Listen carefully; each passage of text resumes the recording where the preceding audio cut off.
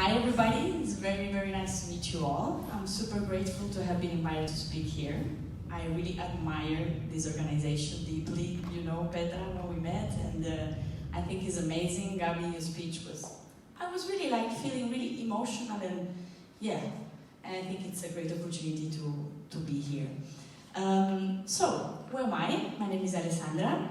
You've already introduced me, and what I do for a living is that I teach everyday people, not only women, also men actually, everybody, to be more assertive. So why is this topic so dear to me? Basically, when I became a coach 2 years ago, I said, okay, what's the topic? Everybody, now is coaching and counseling people, and why? So what is going to be my topic? And I come from the south of Italy, Sicily, and assertiveness there is not priority number one.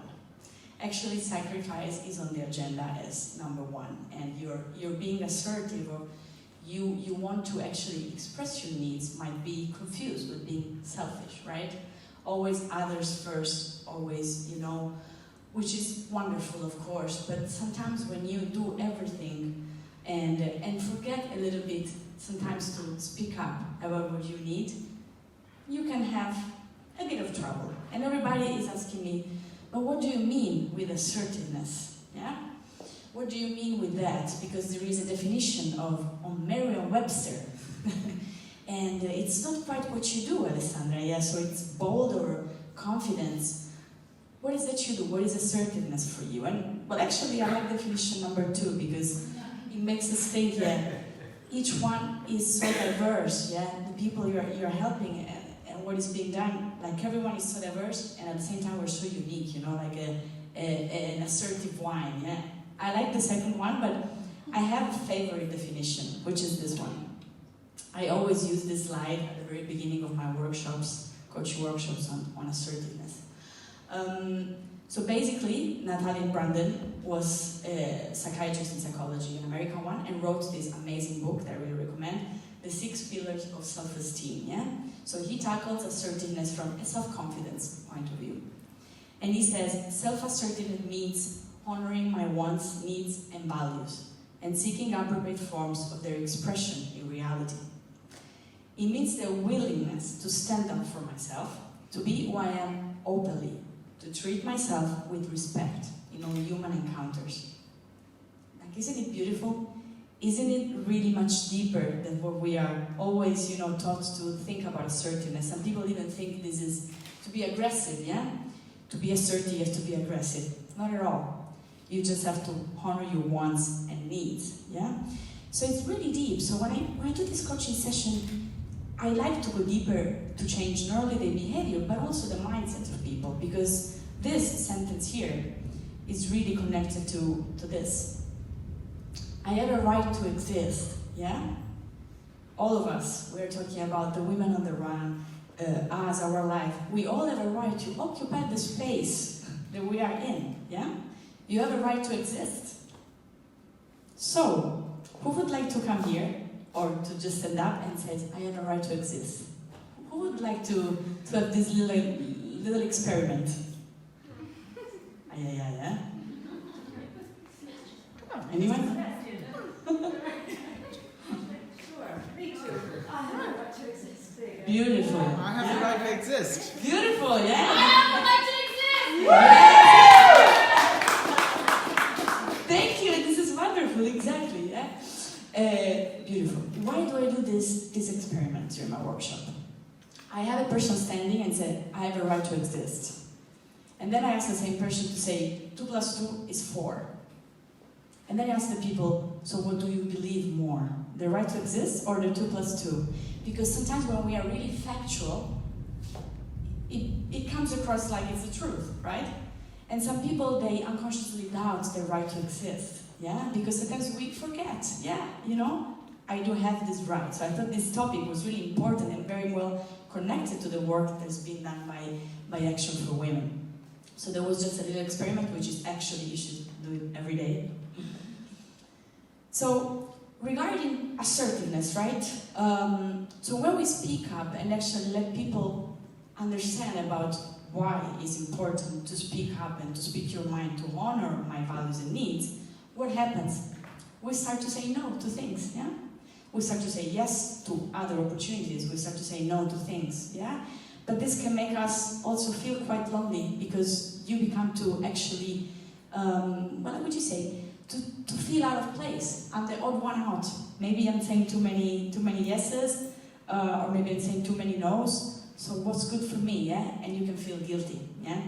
Guilt can come with the saying no to something. But then as soon as you feel guilty, what about you ask yourself, what am I saying yes to when I say this no? Maybe to a great opportunity. And sometimes actually, you know, being assertive has to do a lot with empowerment. You can be really empowered through those no saying, yeah? So while I was preparing the presentation for today, I was like, wow, there must be something about assertiveness in human rights. Such a deep right to exist. Let me see if I find something. So actually, I've copied and pasted this from the Universal Declaration of Human Rights. The Article 19 was speaking to me so much about assertiveness. So just in this research, you know the part where it's saying the freedom of opinion and expression. This right includes freedom to hold opinions without interference, which is not always the case from people on the run, yeah? Which is not always the case in general, right? You know, sometimes, like in Sicily, where I was working, so my family used to tell me, yeah, you know, the revolution, do it in your own time. You have an idea, don't speak it immediately, maybe you don't want to upset the authority, right? I've come to challenge that concept and teach people how to challenge that concept. What about we challenge it to something totally different, and then a great deal of good things come out of it, right? So this is also what I do. I challenge a little bit the concept of, of authority, of kind of how you used to work in the past, that you had to be compliant, yeah? Extreme compliance. So I think this really speaks to me from what I'm saying. I'm telling you right now. And then I was thinking, okay, empowerment, assertiveness, and action for women, yeah? So I copied this from your website.